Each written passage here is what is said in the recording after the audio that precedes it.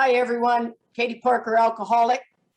I am so grateful to be here. I'm honestly grateful to be alive right now. I just got over COVID for 14 days, and this is the best I've looked in 18 days. So I'm pretty excited about all of that.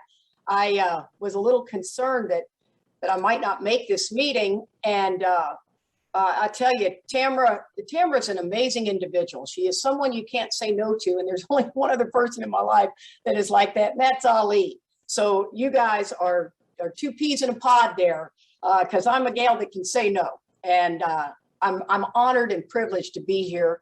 Having Peter be a part of the posse was such a great opportunity for me to continuing during COVID to say, come on, God, I really want to make this meeting.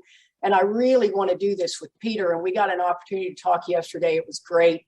And I was actually hoping he'd go first, but yeah, so be it. I've been sober since I got to get to this. I got a lot to cover in 30 minutes. And let me tell you, my husband likes to say I'm like taking a drink from a fire hose. I'm a lot coming at you. And that's there's no joking about that. Once I get started, man, my engines are revved. I've been sober since October the 28th of 1984. I'm coming up on 37 years. I'm absolutely blown away by sobriety dates. Pinch me. I can't believe I'm still here. It also comes with a lot of reflection of who's not here. A lot of pain in the rooms of Alcoholics Anonymous and a lot of miracles. I happen to be somebody that talks a lot more about the pain and suffering. I think sometimes if we're not careful, we candy coat this illness. This illness is a fatal illness and doesn't mean it's doom and gloom, but let's shake the world up. Let's wake them up and say, hey, man, if you're sitting there acting like this is just a cakewalk, watch out. There's trouble ahead. My home group is the primary purpose group. We are meeting in person. Hallelujah. However, you got to realize that we do have a Zoom meeting that's going to be continual. We had such a great interest in it. Oh, and keep in mind, I haven't talked to people in 18 days, so I may get, normally I can hit my mark, but don't hold me to that standard today. Like I said, I'm looking good. That's good enough for me today. But our meeting is on Wednesday nights, 7:30 Central Standard Time in the U.S. And I will put in the chat, or maybe, Marty, would you put in the chat the Zoom number? There's no password. We study the big book line by line, week after week. It's a whole lot more fun than it sounds. But the beauty of this particular meeting is we dissect the text. We're more interested in what the text has to say than your experience. There's nothing wrong with your experience. We just, at this particular meeting, want to find out why they put it there, what point they're trying to get across, and how we connect the dots. I always like to say, too, I am the vessel to help you get connected to the power. I am not the power. I don't want to manage your life. I don't want to tell you what you have to do. My job is to help you get connected to the power so that you can hear the power tell you what to do.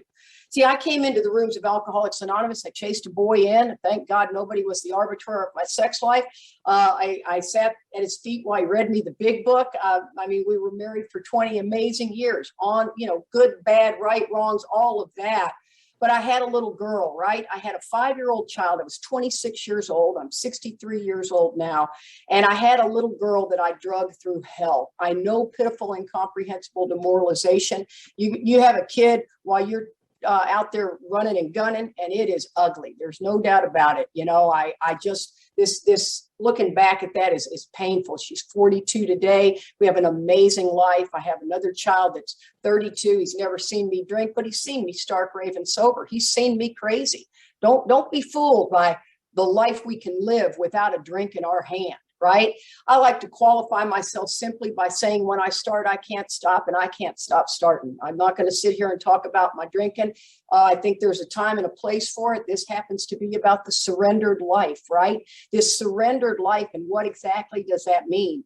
We use a 1936 dictionary in primary purpose group, and I looked up the word surrender. I've looked it up several times before. Never hurts to do it again. It says to yield to the power of another, right? To resign.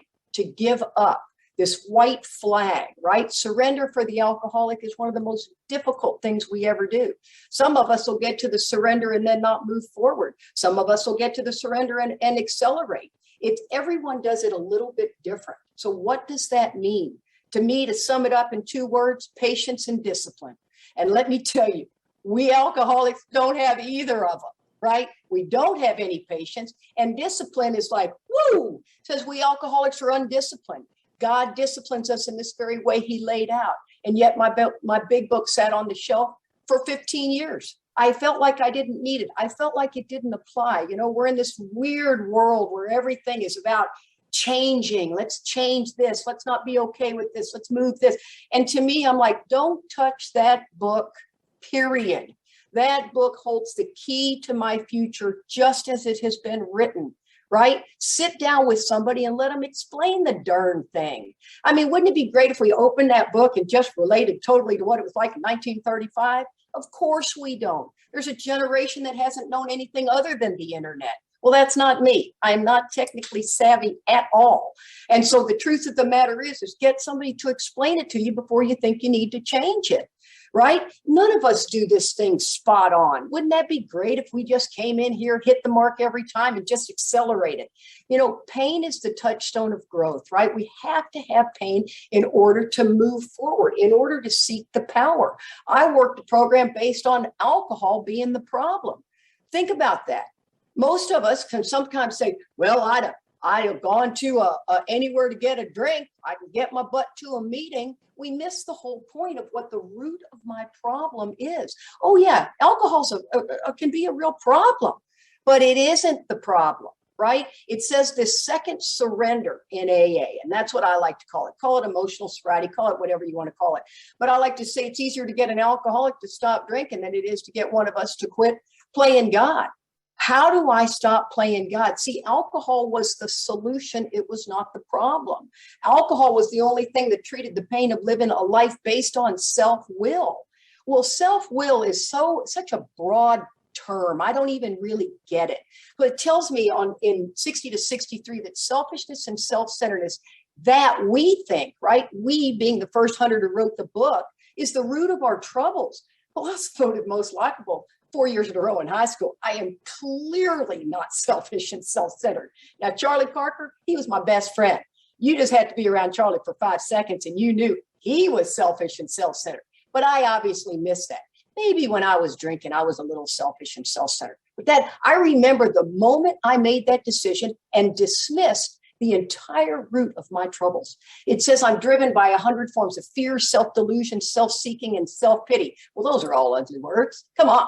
We step on the toes of our fellows, they retaliate. Why are they retaliating? I'm a giver. I'm such a wonderful individual. I don't understand this. I didn't do anything wrong. Does that sound like verbiage from an alcoholic? It says sometimes they hurt us, seeming without provocation, but invariably, which means always, we find that we've made a decision based on self that has later placed us in a position to be hurt. How do I find that? Do you think I dig into my own mind and fix self with self? Oh no, that's what the 10th step is all about, right? Most of us thought the 10th step was the evening review, completely missed the mark on that. Right? The 10th step is to continue to take personal inventory. And when we are wrong, promptly admit it. But as Tamara said, taken off the wall, it looks like damage control. So I'm only supposed to do that if I've upset somebody. Well, clearly it's designed to get me to watch and turn. So I have to bring another person in so that they can ask me the storyline. And when they ask me the storyline and they do the investigative research on this deal, and I answer the questions, I then see where I made that decision based on self. It was brief, and I see where I did it, and I moved forward from that.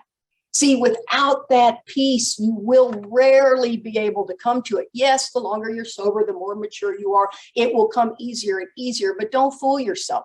I think that doesn't come till you're well into your 20 years sobriety. I know some of you are like, oh my God, come on. Well, it's the facts. It's like having a brand new baby and looking at that baby and thinking one day they're going to give me grandkids. It's a little overwhelming, but hey, one day they sure might.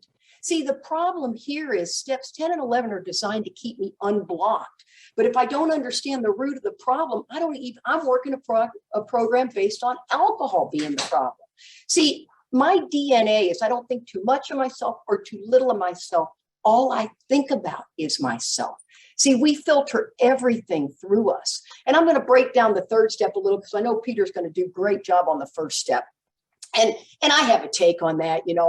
I think men typically happen to be A plus B equals C, no disrespect. Women are more the emotional creature. So the understanding of step one is crucial for all of us.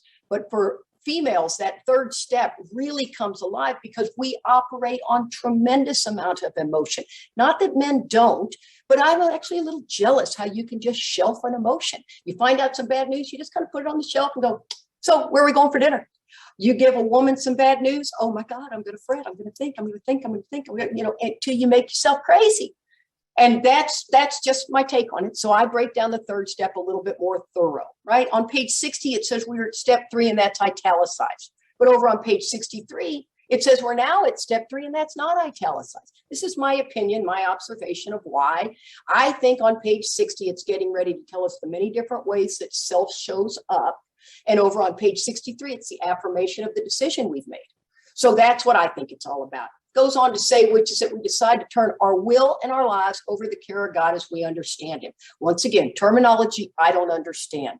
What it's trying to tell me is to turn my will is my thoughts and my life is my actions. So you want me to turn my thoughts and my actions over to this God that I really don't quite get a grasp of yet. Okay, it's all good. This is all very elementary. You mature spiritually just like you grow up and mature. And so this cause and effect in life, right? Got to get down to the root of the trouble so we can get to this cause and effect is an external affairs. All my external affairs are always a demonstration of my inward condition. If I'm walking through life scared to death, I'm out there fretting and trying to manage. If I go through life angry, everybody that looks at me, I'm like, what are you looking at? Right? That's what's the deep underlying condition. So I'm out here trying to manage my life so that when that looks good, I'll be okay. I'm doing it backwards. It's internal, right? It's an internal condition. Book goes on to say, just what do we mean by that? And what do we do? Well, it spends the next 2 pages explaining what we mean, and then it switches to what we do. There's requirements in that third step too. It says the first requirement is that Katie be convinced that any life run on self-will can hardly be a success. Well, let me tell you guys, I'm not convinced. Self-reliance worked for me. I left home at 15 because my dad and I got in a big fight. You come at me with a parental tone, I'll kill both of us. I mean, I am just And Charlie, for some reason, thinks a parental tone is going to work with me. And I am like, dude, this is getting ready to get really ugly really fast. I don't handle that tone. I've been working with God on that tone forever to zip it, walk away, don't say anything, and my head blows off. So you want me to lay down this self-reliant tool that has worked for me. I could give you a whole litany of stuff that I can convince a blind man to get a pair of glasses. I am good at that. You want me to lay that tool down and pick up your hinky spiritual toolkit? Nah, I don't think so. I'll pick it up when it gets really bad, although I've never seen a situation like that. But the truth of the matter is I'm not willing to set this tool down. It works for me. It says we're almost always in collision with something or somebody, even though our motives are good. What? So now it's turning me to good motives. You see, I come into AA, I'm taught integrity, dignity, honor, respect, as we should. Our word is our word. We show up no matter what. I'm the coffee captain. I better have my butt there making the coffee, period. This is a whole new way of life for us. But now what the third step's talking about is behind a kind motive. See, I don't realize I have a kind motive until you don't do what I want you to, right? Here's an example. Let you in traffic, because I'm such a giver. Come on, go ahead. Yeah, because I'm a good person. Come on. And if they better give me one of these, they don't give me one of these, I'm pretty disappointed. See, there it's starting to show up now, isn't it? How about I hold the door for you and you don't even acknowledge me? I mean, honestly, the very first thought is how I can trip you, and I can trip you good. I learned how to kick that back foot out and use nose plant right there. It's really quite an image in my mind. But this is these good intentions, right? I didn't mean to hurt anybody. Why is everybody upset at me? Then it goes into talking about this actor running the whole show, right? I'm forever trying to raise the lights, the ballet, the scenery, and the rest of the players in his own way. You see, we talk about this surrendered life. Oh, look what we're having to surrender. On my own power, I can't touch this stuff. I don't even know. I can't differentiate the true from the false. My alcoholic life is the only normal one. That's drunk or sober. See, I thought everything was talking about drinking, and I missed this part. So I'm over here forever trying to arrange the lights, the scenery, and the ballet. Then I have this delusion, if everyone would do as I wish, if only people would do as I wish, the show would be great. Everyone, including myself, would be pleased. Life would be wonderful. Katie-topia. So I take these motives that are always stellar, this delusion, if everyone would do as I wish. I run my actions through it. And the worst I'm ever going to get is an A-. And I'm doing this unbeknownst to me because I don't do a discipline of 10 and 11. I don't even get it. I thought the 10th step was the evening review.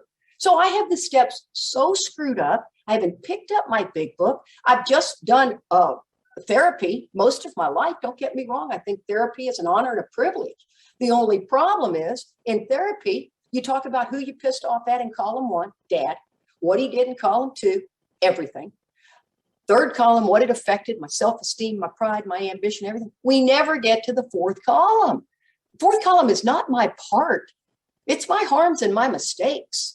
That's a powerful, powerful paragraph. It goes into saying in the fourth step, right? If we look at this vigorous course of action the book is talking about, that's 4 through 9, right? That vigorous course of action is 4 through 9. And then all of a sudden it shifts to that 10th step, which if taken off the wall, says that we continue to take personal inventory. Well, that was 4 through 9. So that's the deep directions of what we're going to get to, because we're going to grow spiritually. We're going to mature spiritually. So if we're going to do that, we have to keep going back to the book because it's a piece of spiritual literature. So it takes us deeper and deeper and deeper. And we don't typically do that unless we're in pain or helping somebody. Those are typically the two things that will get me to go any deeper in the book. So we have to look at this, right? We have to consider what that's saying in 4 through 9. It says to conclude others were wrong as far as most of us ever got. Mark used to say, changed our lives. Mark Houston woke Charlie and I up. It took me a lot longer to wake up than Charlie, I'll give you that. It took me 4 years to come out of untreated alcoholism. Remember, self-reliance worked for me. So I'll just, Mark Houston and I, on 10 seconds into knowing each other, he laughed at something I said, and I thought, I will take you out.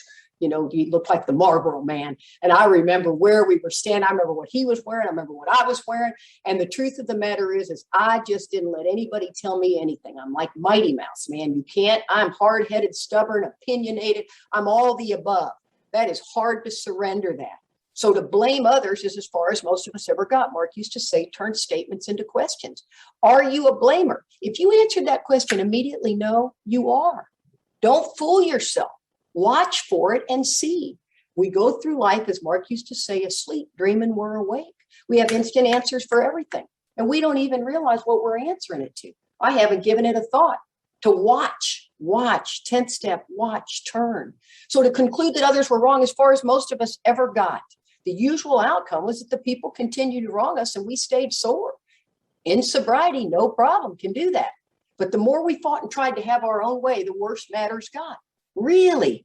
So see, if everyone would do as I wish, that delusion, if you people would just listen to me, I know what's best for everyone. This current atmosphere, oh my God. I mean, this current atmosphere has everybody angry, everybody running scared. If that's the case, get off Facebook, turn off the TV, and go out there and go for a walk. How about that? Get away from these things that are feeding what you think is right. It says, as in war, the victor only seems to win, right? So if I'm trying to get my way, our moments of triumph are short-lived. I'm telling you what, put yourself back in the family environment. Oh my God, before you know it, I'm acting like I'm 12 again. My brother looks at me like, what are you looking at? What, did I not cut my meat right? Did I not get up and do this right? I mean, everything was a what? What are you looking at? And that's what we do. We revert so quickly to old behavior. Now, a lot of times, the more spiritually we've grown, we get to watch this and we've done the work so we don't turn into that nut job. But on any given day, wrapped too tight, we can turn into that. It says it's plain that any life which includes deep resentment leads only to futility and unhappiness to the precise extent we permit these. Interesting little part there. So it's telling me if I really work hard at this discipline of 10 and 11, that I am going to find that I will have those moments, right? In the 11th step, it says pause when agitated or doubtful. I can hear people in meetings say, I paused today. And I can so tell that's a self-reliant pause. See, that pause is a gift. It's a spiritual promise that when done, the disciplines, the amazing 2-second pause comes and says, oh, Katie, you're not spiritually fit to ask that question.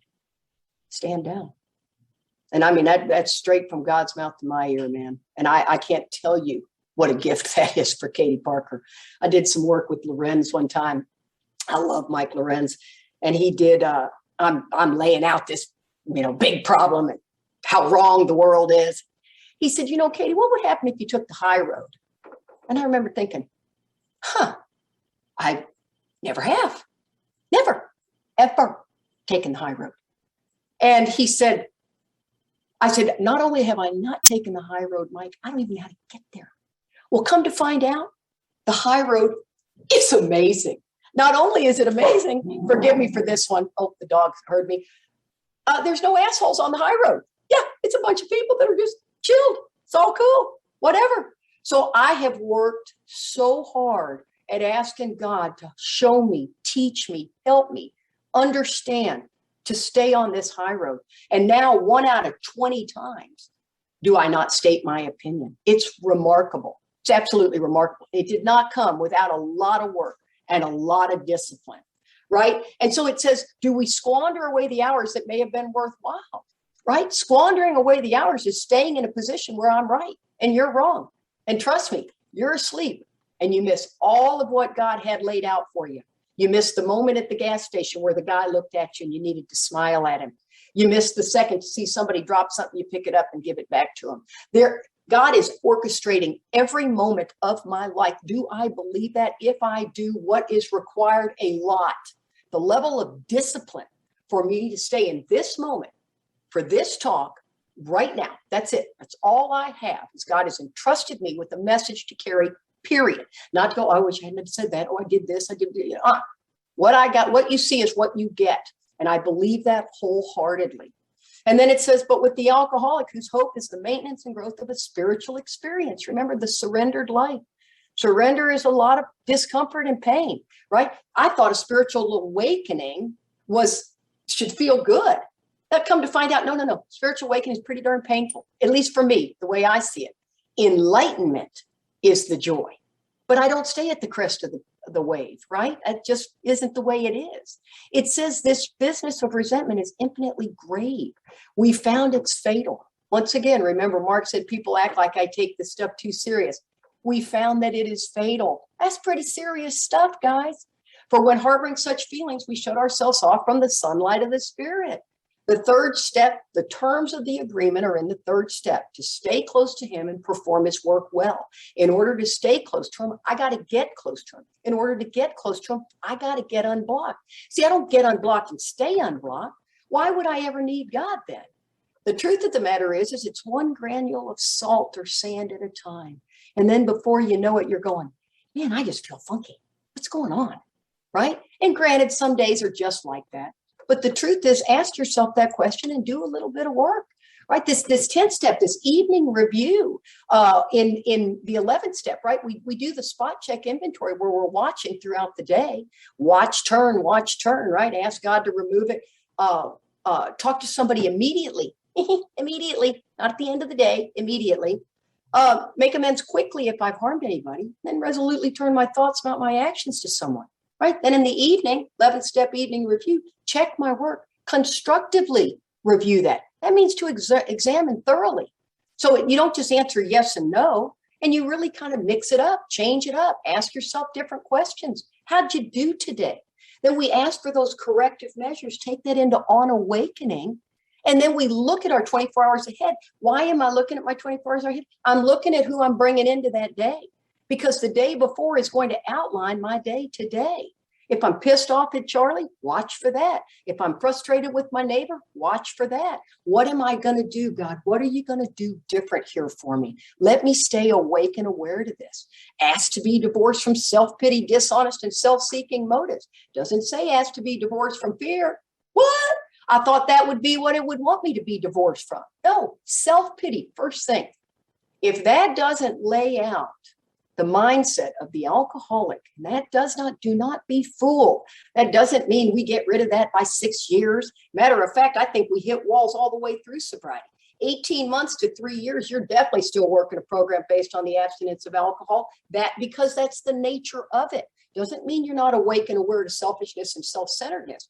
But the truth of the matter is you're not awake enough to get it, because you've been given this incredible amount of grace that God gives us, because you can't handle it. I couldn't handle it. Then you hit another wall between 3 and 5, 5 and 7, 7 and 12, 12 and 15. About every 3 to 5 years, you hit a wall. And I've talked to people who said that that's just not true for me. I said, hey, let me follow you around. Just FYI. Okay, we'll just leave that again. But then here's the best part of this, right? If it's talking about this fatality, the insanity of alcohol returns and we drink again. Here's where alcohol, by the time I pick up that drink in sobriety, it's the solution. It's not the problem. And trust me, I have witnessed that. My husband went back out after 23 years of sobriety. And in 18 months, he'd gone down a mudslide that was horrific.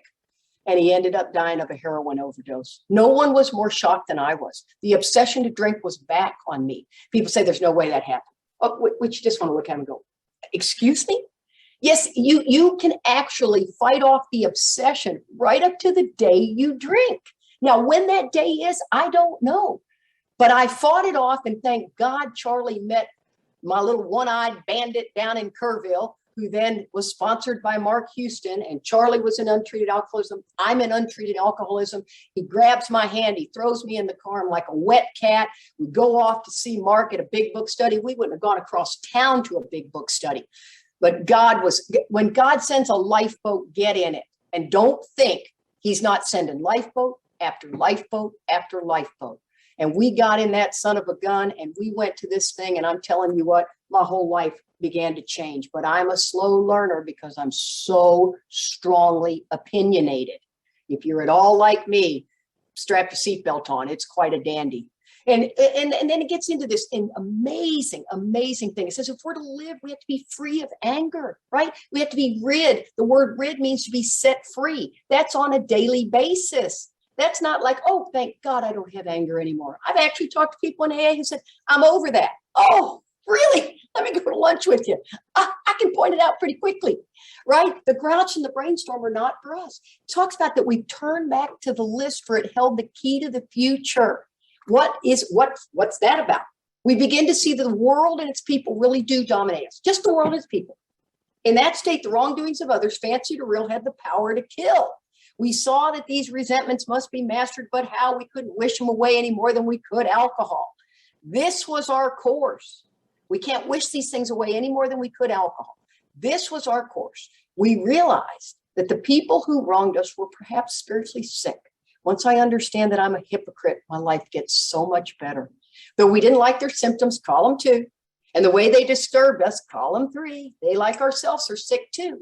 We ask God to help us show them the same patience, tolerance, and pity we grant a sick friend. How can I be helpful? God grant me from being angry. You see, praying for other people, that's great and groovy. It's not a bad practice. That's not what it's talking about. It's asking me to ask God to help me show them. And then it goes in much more depth. I've only got a couple of minutes left, so I'm going to just jump forward ahead because I don't want to end this thing just, like screeching tires. But remember, understanding the root of our problem. Yes, the first step, Peter's going to do a beautiful job at covering. Understanding what it means to be alcoholic is crucial. However, without understanding the root of the problem and then being able to take that root of the problem through these steps is crucial. So steps 10 and 11, the idea of watching for selfishness, dishonesty, resentment, and fear is much different than waiting for these things to show up, right? And I want you to realize that there are so many promises and so many blessings in 10 and 11. Dissect, dissect, dissect. It is incredible. Oops, my timer's going off here. It is an incredible, incredible experience. Bill said, with each passing year, we increasingly realize the immense importance of adequately presenting the program to every prospect who is in the least inclined to listen. That's us. Many of us feel that this is our greatest obligation to him, and our failure to do so is our greatest dereliction, which means screw up. The difference between a good approach and a bad one can mean life or death to those who seek his help. He wrote that in May of 1947. We alcoholics are undisciplined. So we let God discipline us in this simple way He's just outlined. If you're not in the book, please get in the book. And if you are, I'll see you on the fire lines. Thanks for having me.